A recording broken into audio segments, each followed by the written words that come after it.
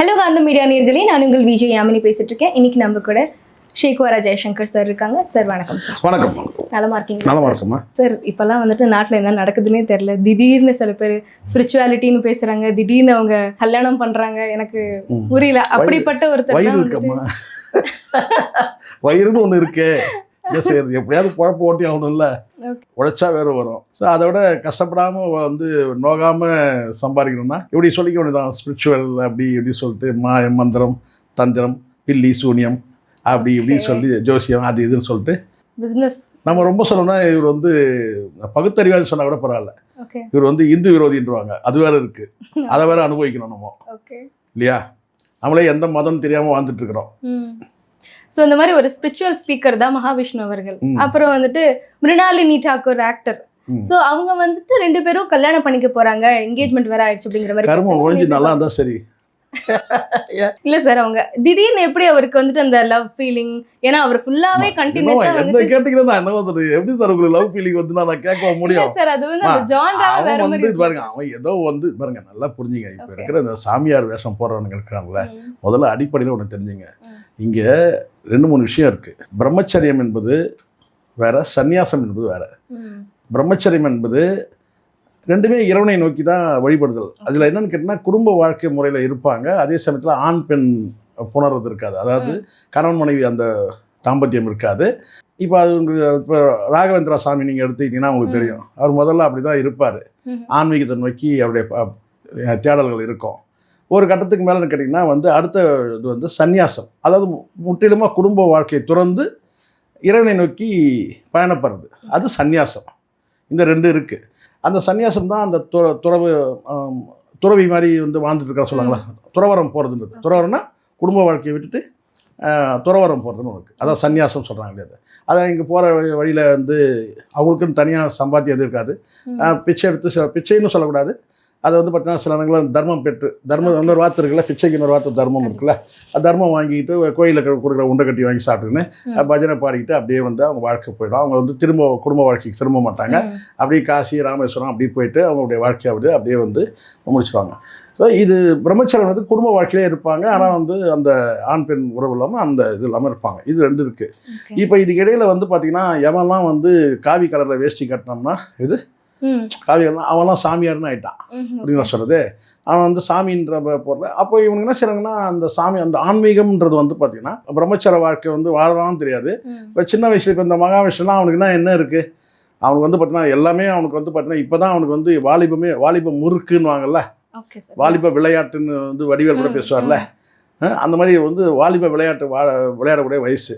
அவன் என்ன செய்யணும் கேட்டால், வயிற்று பழப்புன்னு ஒன்று இருக்குல்லம்மா, அவனெல்லாம் உழைச்சி சம்பந்தா. இப்போ போய் எங்கே போய் அவன் வேலை செய்ய முடியும்? அவனுக்கு இருக்கிற நாலேஜ் ஒன்றும் கிடையாது. அப்போ என்ன செய்யறாங்கன்னா, ஒரு 4 புக்கு வாங்கி போயிட்டு, ஏற்கனவே எழுதி வச்சிருக்குல்ல புக்கு ஆன்மீகம் சம்மந்தமாக, அந்த 4 புக்கை வாங்கிட்டு அதில் நீங்கள் எதாவது ஆன்மீக புக்கு ஏதாவது ஒன்று படிச்சிருப்பீங்களா? நீங்கள் படிச்சிருக்க மாட்டீங்க அப்படிங்க நான் சொல்கிறது. நான் எல்லாத்தையும் படிச்சிருக்கிறேன். எல்லாத்தையும் படிச்சுன்னா என்ன, இதை 2 புக்கு, அதில் 2 புக்கு, அதில் 2 புக்கு, எல்லாத்தையும் வந்து பார்த்தீங்கன்னா க்ரைம் ஸ்டோரி 2 புக்கு, நாவலில் 2 புக்கு, வந்து பார்த்தீங்கன்னா வந்து குடும்ப நாவல்கள், இப்படி பல விதமான புத்தகங்கள் படிச்சிருக்கிறேன். அப்படியே வந்து பார்த்தீங்கன்னா புரட்சியாளர் புத்தகம் படிச்சிருக்கிறேன், வந்து பைபிளும் படிச்சிருக்கிறேன், குர்ஆனும் படிச்சிருக்கிறேன், கீதையும் படிச்சிருக்கிறேன். அப்படி இது எல்லாத்தையும் படித்தா தான் வந்து பார்த்தீங்கன்னா இப்போ குழம்பி போய் தான் நம்மளே இருக்கிறோன்னு வச்சுங்க நான். சரிங்களா? அதனால் நான் மஞ்சள் பத்திரிகை கூட படிச்சிருக்கிறேன். சரிங்களா? இதில் மறைக்கிறதுக்கு என்ன இருக்குது? சரிங்களா? அப்போது இவங்க என்ன செய்யணும்னு கேட்டிங்கன்னா, இவங்க ட்ராவல் பண்ண முடிவு பண்ணிட்டானுங்க. இந்த ஊரில் எப்படி ஈஸியாக ஏமாறுவான், சாமின்னு சொன்னால் ஏமாறுவான். சரிங்களா? சாமின்னு சொன்னால் ஏமாறும். யாருக்கெல்லாம் பயப்படுவானுங்க இவங்க? ஒன்று சாமியாருக்கு பயப்படுவானுங்க, ஏன்னா சபிச்சிருவானோ அப்படின்னு சொல்லிட்டு. இல்லை ரவுடி பசங்களுக்கு பயப்படுவாங்க. இவங்க ரவுடி எடுத்தாலும் வந்து பார்த்தீங்கன்னா கத்தி தூக்கணும், வெட்டணும், கோர்ட்டு கேஸுன்னு அலையணும், பிரச்சனை. அதோட இப்போ நம்ம சாமியார் ஆகிட்டோம்னா பெஸ்ட்டு. என்னென்னு கேட்டிங்கன்னா, வாயில் வந்து மந்திரத்தை 4 சொன்னோம்னா அதை கேட்டு நான் வந்து பார்த்தீங்கன்னா வந்து நம்புறவனுக்கு 4 பேருக்கு இப்போ ஒரே ஒரு உபதேசத்தை 10 பேர் சொல்லும் போது 2 பேர் பழிச்சிடும். அவன் திருப்பி ரிட்டர்ன் வருவான், சாமி போன தடவை நீங்கள் சொன்னீங்களா அது பழிச்சிடுச்சு சாமி அப்படின்னுவான். பழிச்சிடுச்சா, ரைட், நான் திட்டமிட்டு தான் நான் சொன்னேன், இது நடக்கும்னு எனக்கு தெரியும் அப்படின்னு சொல்லி ஒரு பாசிட்டிவான வார்த்தையை சொல்கிறது தான். உங்கள் வாழ்க்கையில் இதெல்லாம் நடக்கும் அப்படின்னு சொல்லுவான். இல்லை சில 2 வார்த்தை நெகட்டிவ் சொல்லுவான். நீங்கள் ஒரு விபத்தை சந்திக்கக்கூடிய சூழ்நிலை வரணும், அன்றைக்கி தான் வண்டியில் ஊந்துருப்பான்.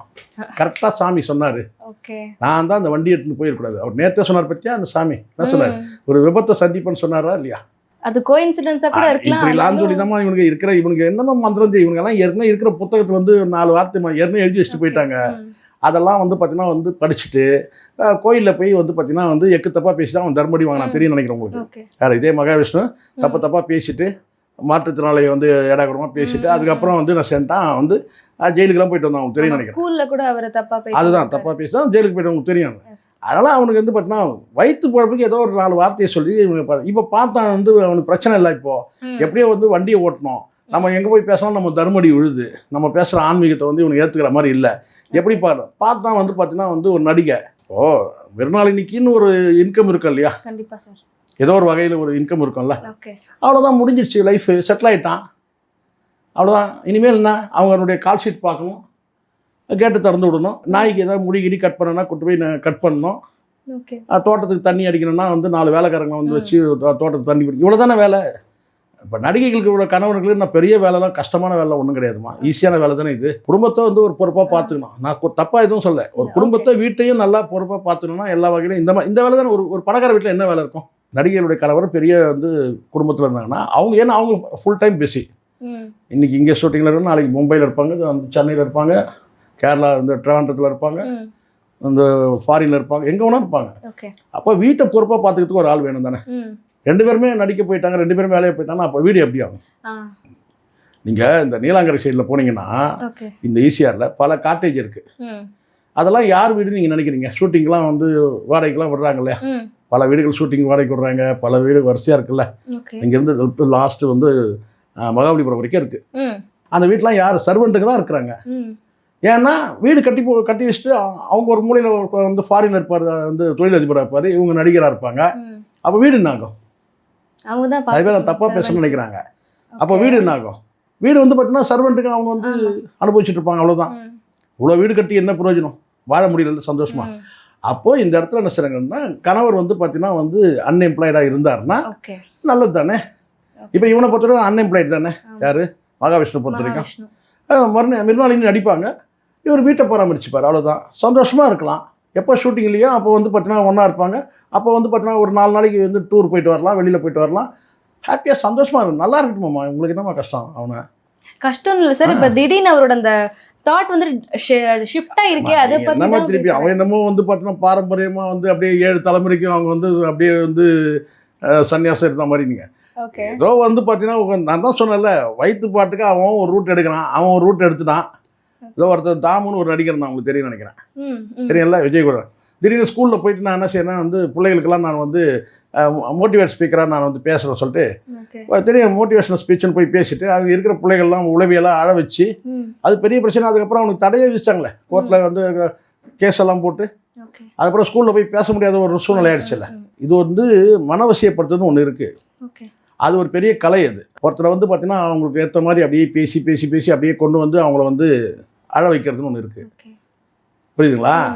அது வந்து அவங்களுடைய வந்து பார்த்தீங்கன்னா யார் பேசுகிறவங்க பெரிய டேலண்ட்டு கிடையாது, அங்கே எதிர்க்க இருக்கிறவங்க எவ்வளோ பலவீனமாக இருக்கிறாங்கன்றது தான் பொருள். ஒரு ஸ்கூலில் போய் ஒரு குழந்தைங்களை வந்து அழ வைக்கிறது வந்து பெரிய விஷயம் கிடையாது, அடித்து தான் அழ வைக்கணும்னு கிடையாது. ஸோ ஒவ்வொரு குழந்தைங்களுக்கும் ஒரு வந்து பார்த்தீங்கன்னா அங்கே வந்து ஏக்கங்கள் இருக்கும், அங்கே சொல்லும் போது இயல்பாகவே வரும். இப்போ நான் ஒரு இன்டர்வியூவில் பேசியிருக்கும் போது அப்பா மகள் உறவை பற்றி பேசிட்டே இருக்கிறேன், உங்களை மாதிரி ஒரு ஆங்கர் வந்து பார்த்தீங்கன்னா அழுதுனே இருக்கிறாங்க, எமோஷனலாக இருப்பாங்க பேசுகிறப்போ. ஓகே, பேசிகிட்டே இருக்கும்போது பார்த்தீங்கன்னா வந்து கண் கலங்குறாங்க. ஓகே, எதுக்குமா கண் கலங்குறீங்கன்னு கேட்டால், இல்லை சார் நீங்கள் அப்பா மகள் வரும் சொன்னால் எங்கள் அப்பா ஞாபகம் வந்துச்சு சார்ன்றாங்க. இதுக்கு என்ன சொல்லுங்க இப்போ, புரியுதுங்களா? சரி, இதெல்லாம் வந்து அவனுக்கு வந்து பார்த்தீங்கன்னா வந்து பர்மனெண்ட்டு இன்கம் பார்த்துட்டு இருந்தான். திடீர்னு நான் ஒரு கோடீஸ்வரனாக வாழணும்னு ஆசை, ஒரே நாளில் எப்படி சம்பாதிக்க முடியும்? இப்போ வந்து தெருவாக அவன் ஸ்கூலுக்கெல்லாம் போகவும் முடியாது, எங்கேயும் மோட்டிவேஷனல் ஸ்பீச்சுன்னு சொல்லிட்டு நீ ஆனால் எக்கு தப்பாக பேசுகிறான் ஆன்மீகன்ற பேரில். அப்போ ஆமாம் சம்மந்தம், அதான் அரை குறையாக படிச்சுட்டு பேசுறது.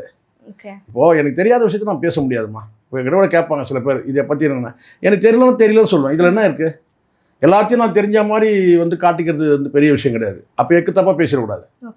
தெரியலன்னா தெரியல, அவ்வளோதான். எனக்கு இந்த சப்ஜெக்டை பற்றி எனக்கு தெரியாது, அவ்வளோதான். ஸோ வந்து பார்த்தீங்கன்னா நான் இன்டர்வியூ அட்டன் பண்ணும்போதே நான் பேசியிருக்கிறேன். என்னென்னு கேட்டிங்கன்னா, என் சப்ஜெக்ட் என்னவோ அதை மட்டும் கேளுங்க. எந்த கெமிஸ்ட்ரி நீங்கள் கேட்குறது பிசிக்ஸ்ன்றேன், அவர் பிசிக்ஸ்ன்ட்டார். ஏன்னா ஃபிசிக்ஸ் கேட்டால் எனக்கு தெரியாது, ஃபிசிக்ஸ் எனக்கு தெரியாது, நான் கெமிஸ்ட்ரி படித்தேன், கெமிஸ்ட்ரி சம்மந்தமாக கேளுங்கன்னு. ஸோ ஓரல் இன்டர்வியூவில் சொல்கிறேன். தெரியலன்னா தெரியல, சும்மா நம்ம முழிச்சிக்கிட்டு அவன் டைமே வேஸ்ட் பண்ணக்கூடாது. இன்டர்வியூ பண்ணுற டைம் அவன் நம்ம பதில் சொல்கிற வரைக்கும் அவன் பென்சில் வச்சு மேலே தட்டிக்கிட்டு அவன் யோசனை பண்ணிருப்பான். எது டைம் வேஸ்ட்டு, தெரிலன்னு சொல்லிட்டு போயிடும். எனக்கு அதுதான். அதனால் இவன்லாம் வந்து அப்படி கிடையாது. இவன்லாம் வந்து வயிற்றுப்பாட்டுக்காக சும்மா ஆன்மீகம் அது இதுன்னு உளர்னா நீங்கள் பின்னாடியே வந்து கேட்டால் மகாவிஷ்ணுன்னு சொல்லிட்டு அதுதான் அங்கே. இதுக்கு முன்னாடி அவர் இந்த மாதிரி ஸ்டாண்டப் காமெடியாலாம் ட்ரை பண்ணியிருக்காரு. அசத்து போகுது யாரு புரியலையா? அதுதான் ஒரு ஃப்ளோவே அப்படி இல்லை. அவன் அப்படி இல்லைம்மா. அவன் பாருங்க நல்லா புரிஞ்சுங்க. இங்கே இளைஞர்கள் வந்து வரும்போது ஒவ்வொருத்தனுக்கும் ஒரு கனவு இருக்குது. என்னென்னா நம்ம படித்து நம்ம முன்னேறி இதுவாகிடணும் அதாகிடணும்னு நினைக்கிறான். ஒருத்தன் டாக்டர் ஆகணும்னு நினைக்கிறான், ஒருத்தன் வந்து இன்ஜினியர் ஆகணும்னு நினைக்கிறான், ஒருத்தன் இந்த நிறுவனத்தை வேலை செய்ய நினைக்கிறான். ஒவ்வொருத்தருக்கும் ஒரு ட்ரீம் இருக்குது. அவனுக்கு வந்து பார்த்தீங்கன்னா வந்து எப்படியாவது வந்து பார்த்தீங்கன்னா வந்து பணக்காரன் ஆகணும். அப்போ முதல்ல என்ன செய்யறான், ஏதோ அவங்ககிட்ட இருக்கிறது வந்து பார்த்தீங்கன்னா ஸ்டாண்டப் காமெடி போய் சொல்லும் போது பார்த்தா அதை ரசிக்கிறதுக்கு ஒரு கூட்டம் இருக்குது. நம்ம ஏதாவது ஒரு சப்ஜெக்டை மட்டும் நம்ம எடுத்து நம்ம மக்கள்கிட்ட பேசி நம்ம பேர் வாங்கிடணும். இப்போ ஏதோ உளர்னாலும் கை தட்டுறதுக்கு ஒரு கூட்டம் இருக்குது. நம்ம வந்து இப்போ ஸ்டாண்டப் காமெடின்ற பேரில் ஏதோ ஒன்று வாயிலேருந்து உளரணும், அதுக்கு ஒரு கை தட்டுறதுக்கு ஒரு கூட்டம் இருக்குது. எனக்கு தெரிஞ்ச வரைக்கும் இந்த ஸ்டாண்டப் காமெடிலாம் இருக்கிறாங்கல்ல, நான் எல்லாரையும் சொல்லலை, டக்கு நீங்கள் அப்படி போயிடாதீங்க சரிங்களா, எங்கேயாவது கோத்து விட்றாதீங்க. எல்லாரையும் சொல்ல, சில பேர் வந்து பார்த்தீங்கன்னா தலையில் அடிச்சிட மாதிரி இருக்கும், மொக்க காமெடியாக இருக்கும், நமக்கே கூசம் ஒரு மாதிரி. ஏண்டா இது ஒரு காமெடியாடா? நான் இப்போ ஸ்டாண்டப் காமெடின்னா நான் அந்த வடிவேல் பாலாஜி தானே, ஆமாம் வடிவேல் பாலாஜின்னு சொல்லி இறந்துட்டார் அவர். அவருடைய அந்த இது வந்து எனக்கு ரொம்ப பிடிக்கும். ஸ்டாண்டப் காமெடின்றது வந்து எல்லாத்தையும் அது மாதிரி இவன் வந்து பார்த்தா ஏதோ இவன் ஸ்டாண்டப் காமெடி இவன் நான் பார்க்கல, நீங்கள் பார்த்தீங்களான்னு தெரில. பட்டு இது போன்ற நபர்கள் வந்து சும்மா வாயில் வந்து உளறிட்டு அதுக்கப்புறம் அவனுக்கு சரக்கு இருக்காது, காலியாயிரும். அதுக்கப்புறம் என்ன செய்வோம், ஓனாமல் ரெடி ஆக முடியாது. இப்போ மதுரை முத்துலாம் ஓனாக ரெடி ஆகிடுவார் கண்டென்ட்டு சரிங்களா, அந்த டேலண்ட் வேணும். இப்போ இது ஏற்கனவே இவங்கெல்லாம் பழைய வந்து இப்போ நிறைய பேர் உங்களுக்கு தெரியுமா, சினிமாவில் கூட காமெடி வந்து 80-90களில் காமெடி வந்து இல்லை, அதெல்லாம் 60-70களில் வந்து பார்த்தீங்கன்னா வந்து கல்கண்டு இந்த சில புத்தகம் இருக்குல்ல, இந்த ஆனந்தபடன் போன்ற பத்திரிகை, அதில் வந்து சின்ன சின்ன அந்த நகைச்சுவை ஜோக் வரும். அதெல்லாம் எடுத்து தான் 80-90களில் வந்து காமெடின்னு வந்து ட்ராக்கை ரெடி பண்ணாங்க, எனக்கு தெரியும் சினிமாவில். ஸோ அது மாதிரி இதெல்லாம் இவங்கெல்லாம் ஓனாக ரெடியாக இருக்கும். இப்போ மதுரை முத்து ஓனாக ரெடி ஆகிடுவான், அவன் டேலண்ட் இருக்கு அவங்ககிட்ட. அதே மாதிரி வந்து இவர் இருக்கிறார்ல வடிவேல் பாலாஜி, அவரும் வந்து பார்த்தீங்கன்னா இறந்துட்டாருனால நான் ரொம்ப மரியாதையாக நான் பேசுகிறேன் சரிங்களா, இல்லைன்னா அவரையும் நான் ஒருமையில் தான் பேசுவேன். ஆனால் ஏன்னா என்னோட வயசில் குறைஞ்சவங்க தான், எனக்கு அது உரிமை மாதிரி நான் எடுத்து பேசுறது, தப்பாக பேசணும்னு நினச்சிடாதீங்க, மரியாதை குறைவாக பேச கிடையாது, உரிமை. மதுரை முத்து நான் அவன் சொன்னால் எனக்கு என் தம்பி, அதனால அந்த உரிமையில் பேசுகிறேன். இப்போ வடிவேல் பாலாஜி வந்து தம்பியாக இருந்தால் கூட பார்த்தீங்கன்னா அவர் இறந்துட்டார். அப்படி இருக்கும்போது இவங்கெல்லாம் ஓனாக ரெடி ஆயிடும் ஸ்டாண்டப் காமெடி. இப்போ அவங்க நினச்சாங்கன்னா ஒரு சாமியாரை கூட ஆயிடலாம். எப்படின்னா வந்து காய் வெட்டி கட்டி சட்டையை போட்டு ஒரு 4 மந்திரத்தை படிச்சுட்டு அதை போயிட்டு இது என்ன தெரியுமா அது என்ன தெரியுமான்னு சொல்லிட்டு பேசுறதுன்னு இருக்கு. இங்கே ஸ்டாண்டப் காமெடினா கூட இருந்தெல்லாம் இல்லை ஆன்மீகத்தை எடுத்து பேசிடலாம். ஆனால் உங்களை மாதிரி ஆளுங்கிட்ட இந்த இன்டர்வியூ கொடுக்குறது இருக்குது பாருங்கள், நாக்கு தள்ள பேச வேண்டியதாக இருக்குது சில நேரங்களில். ஏன்னா இன்றைக்கி இப்போ இந்த பிறகு இப்போ நான் சினிமா பற்றி பேசிட்டு போகிறேன் ஒரு மகாவிஷ்ணு, அடுத்த நிமிஷம் வந்து பார்த்தீங்கன்னா வேறு ஒரு கண்டென்ட் பேசுவீங்க, கேட்பீங்க த்ரிஷாவுடைய எதிர்காலம் என்ன சார்னு கேட்பீங்க. நான் அதுக்கும் பதில் சொல்லணும் உட்காந்து இல்லையா, சொல்கிறேன் நான். அதனால் எங்களாலேயும் முடியும்னு சொல்ல வரேன். ஒரு 4 மந்திரம் அந்த ஆன்மீக புத்தகம் வாங்கி படிச்சுட்டு 4 மந்திரத்தை மனப்பாடம் பண்ணிக்கிட்டு நித்யானந்த மாதிரி ஒரு மரத்தில் போய் தலையில் கட்டிட்டு கூட உட்காந்துடலாம். ஆனால் நமக்கெல்லாம் வந்து உழைச்சி சாப்பிடணுன்ற அந்த எண்ணம் இருக்குது. நம்ம அதெல்லாம் செய்ய முடியுமா? முடியாது. இவன் பார்த்தான் லைஃப்பில் பார்த்தான் ஒரு வந்து 4 வார்த்தை உளர்னா ஏதோ ஒன்று வந்துடுச்சு, மிருனாளினியே ஏதோ ஒரு நீ வந்துடுச்சு.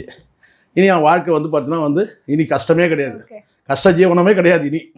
ஸோ இல்லை சார், அவங்க ஒரு அட்ராக்ட் பண்ணுறதுக்காக கூட இந்த மாதிரி ஸ்பிரிச்சுவாலிட்டியை யூஸ் பண்ணிக்கிறாங்க அப்படிங்கிற மாதிரிலாம் வந்துட்டு நான் என்ன சொன்னேன், அப்படியே மிருனாளினி இவர் வந்து மகாவிஷ்ணுவோட சொற்பொழிவை கேட்டு அந்த மிருனாளினி அப்படியே மயங்கிருந்தாலும் நமக்கு என்ன கருமோ அதனால நமக்கு என்ன. அதாவது ஆரம்பத்தில் கேள்வி கேட்டேன், சனியை ஒழிஞ்சு போட்டோம் நல்லா இருந்துட்டு போட்டோம் நமக்கு என்னமான்னு கேட்டேன். அதுதான் சொன்னேன், நல்லா இருந்துட்டு போட்டோமாம்மா, சந்தோஷமாக இருக்கட்டுமா, அவங்களால யாருக்கும் எந்த தொந்தரவும் இல்லை, யாரையும் ஏமாத்தில் சீட்டிங் பண்ணலன்னு சொல்ல முடிஞ்சிச்சு. ஆன்மீகன்ற பேரில் வந்து ஸ்கூலில் உட்காந்துட்டு பிள்ளைங்கக்கிட்ட தப்பாக பேசிட்டு மனக்காய் அது மாதிரி பண்ணுறத விட இது பெஸ்ட் வே. மகாவிஷ்ணுடைய வந்து நல்ல சிறந்த வழி, அவர் முன்னேற்றத்துக்கான சிறந்த வழி. நிறைய புத்தகம் படிச்சிருப்பாரு, மோட்டிவேஷனல் வந்து அந்த புத்தகங்கள்லாம் படிச்சிருப்பாரு, அதெல்லாம் படிச்சிருப்பாரு. அதில் முன்னேறத்துக்கான வழி என்னன்னு கேட்டிங்கன்னா, நல்ல ஒரு ஸ்திரீயை பார்த்து நல்ல ஒரு ஸ்திரீயை பார்த்து நீ திருமணம் பண்ணிக்கிட்டு வாழ்க்கையில் செட்டில் ஆகு அப்படின்னு சொல்லியிருக்கலாம். அந்த ஒரு இதில் அவ்வளோதான். இந்த பாட்டு இந்த இருக்குல்ல, இந்த என்ன சொல்லுங்க, இந்த பாக்கியராஜ் பாட்டு ஒன்று கூட இருக்குல்ல, தனநானா தனநானா அப்படின்னு ஒரு பாருங்க. தனநானா தனநானா தனநானா அப்படின்னு ஒரு பாருங்க. தனநானா தனநானா தனனா. அதான் மகாவிஷ்ணு இப்போ அந்த பாட்டு தான் பாடணும். இதான் உண்மை. கரெக்டாக அதான் நான் சொல்கிறது. எனக்கு பாட தெரியாது, என்னால் 2 லைன் முடிஞ்சு சொன்னேன் நான். அந்த பாட்டு பாட வேண்டியது தான். சந்தோஷமா இருக்கட்டுமா, ஏமா வந்து அதான் அவனுக்கு ஒரு பொண்ணு கிடைச்சிருச்சு. பொண்ணு கிடைக்கிறது ரொம்ப கஷ்டமா? நிஜமா பொண்ணு கிடைக்கிறதே ரொம்ப கஷ்டம். இப்போ 30 வயசுல ஒரு பொண்ணு இன்னைக்கு கல்யாணம் பண்ண வச்சுங்களேன், 30 வருஷத்துக்கு பின்னாடி போங்க, எப்போ 90ல் பிறந்திருக்கணுமா? 90ன்றதுல ஒரு 95 96 இல்லை, அப்போதான் 30 வயசுல ஒரு பொண்ணு கிடைக்கும். 90களில் வந்து பார்த்தீங்கன்னா அந்த கள்ளிப்பால் வச்சு கொல்லக்கூடிய அந்த சம்பவம், நான் சீரியஸாக பேசுகிறேன். அந்த கள்ளிப்பால் வச்சு கொள்றதுன்னு 90களில் தான் ரொம்ப முழு வீச்சில் நடந்துச்சு.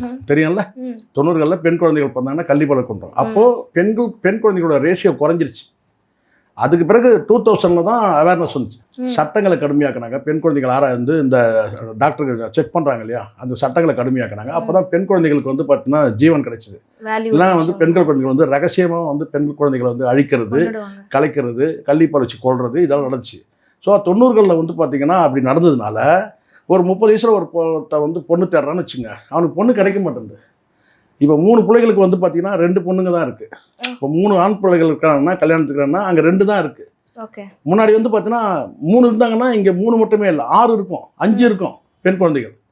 அப்போ வந்து பார்த்தீங்கன்னா வந்து வரதட்சணை குடும்பம்லாம் இருந்துச்சு. இப்போ வரதட்சணைலாம் இப்போ இவங்க கொடுக்குற நிலைமை மாறிடுச்சு இல்லை, தலையிட. இன்னும் கொஞ்ச நாள் போனால் வந்து ஆண்கள் வந்து வரதட்சணை கொடுக்கணும்.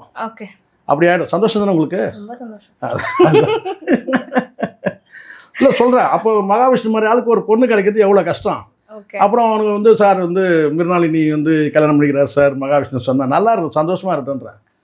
அவனே என் தம்பி தான், அவன் நல்லா இருந்துட்டு போட்டோம். அவனுக்கு நல்ல மனசுக்கு ஒரு நல்லா தான் இருப்பாரு. ஆமாம், யாருக்கு நல்ல மனசுக்கு நீங்க இப்போ சொன்னீங்க நல்லா இருந்துட்டு போட்டோம். விடுங்க. சமுதாயம் சார்ந்த பல்வேறு விஷயங்களை பற்றி பகிர்ந்து கொண்டதுக்கு ரொம்ப நன்றிங்க சார். நன்றிம்மா. தேங்க்யூ.